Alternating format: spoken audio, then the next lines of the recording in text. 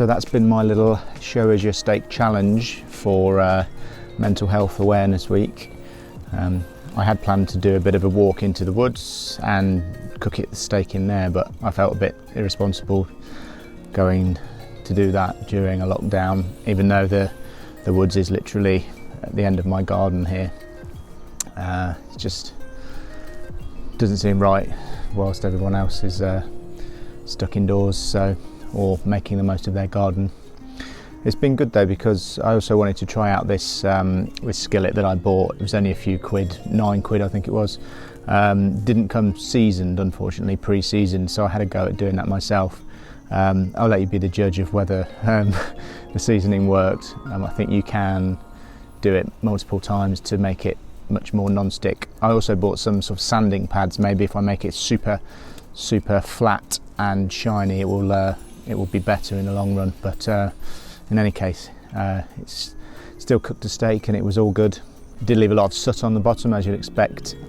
So obviously, if you were out camping and you wanted to use the other side of the skillet, you might have to find another way of cleaning it, but it worked well. I do have a skillet in the house which would have saved me buying another one, but it's a posh one that probably costs 10 times the amount, so don't want to be just shoving it in the fire willy-nilly. I don't think the wife would be too happy with that. But also I thought it would be lighter, but it weighs about the same, but it doesn't have a big handle sticking out, so it could go flat into the back of a rucksack or something like that. If you're interested in the firebox or the little twig stove, that was just a very cheap one off a well-known online mega giant retailer. There are sort of branded ones that are quite pretty and whatnot, or titanium ones that are super light, but this was just something I bought to see if it was something I would use.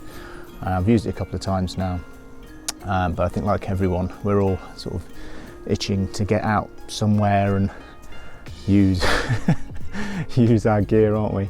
I've been accumulating a fair bit over lockdown by selling old things on eBay and buying new things. Maybe in the next video I'll just list out a few of the things I've bought. The problem is I find that I want options for everything, so whether it's motorbike camping or push bike camping or hiking, so for those different things there's 3 different types of bags that go on there, 3 different types of luggage, different weights. Of course, you can carry more on a motorbike than you can hike with, etc, etc. I didn't even have a rucksack. Had a pair of boots that were falling apart, so I needed to find another pair of boots. Yeah, so slowly I'm selling bits of stuff I don't use anymore and accumulating some more accumulating some more stuff for when we all are able to get out and about.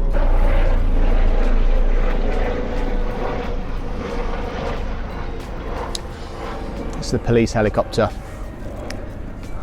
Croydon.